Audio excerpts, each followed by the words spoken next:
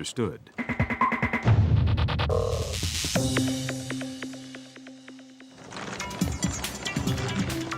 Here, President Clinton leads Israeli and Palestinian leaders Ehud Barak and Yasser Arafat out before the press during peace negotiations. It's all smiles for the cameras, but behind a facade of bonhomie, there's a power struggle going on.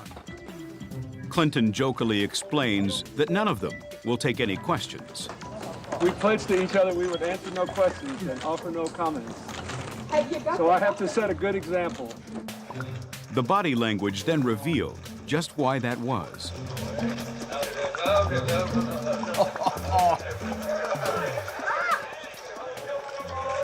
Oh, my.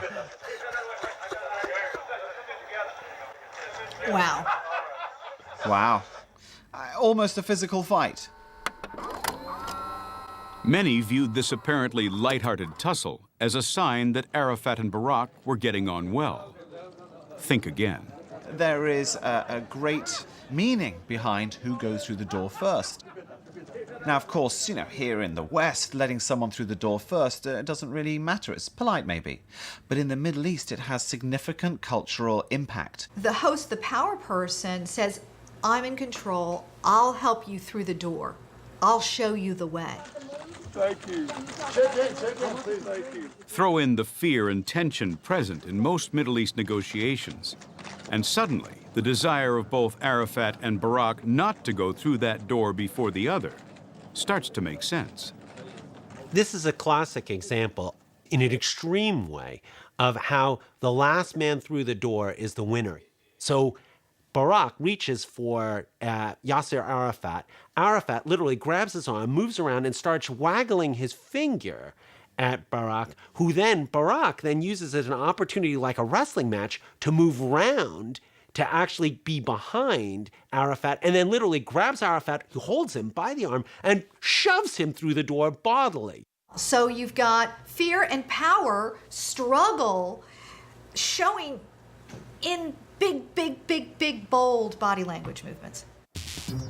Arafat and Barak are not the only ones to appreciate the significance of the last man through the door move.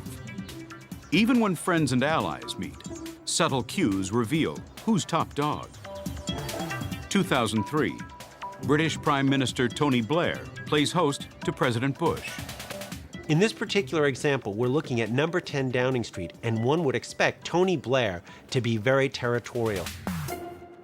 It's his territory, he should be host, he should be in charge and the boss in terms of who at least goes through the door.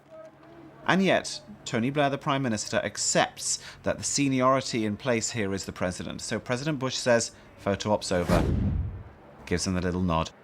And so they start going in. The President's in charge of the choreography. He goes through the door last, he uses his left hand and taps Blair forward, not shoving Blair through the door, but helping him through the door, meaning Bush is in charge. As they go in, the President, being in charge and wanting to be clear that he's in charge, not only displays the ownership symbol of putting his hand on Tony Blair's back, but then he displays a further bit of dominance. Gives him 3 little taps just to let him know that actually he's a good little boy and that George W. Bush is boss. A pat on the back is one way to demonstrate power. Getting the upper hand is another, quite literally.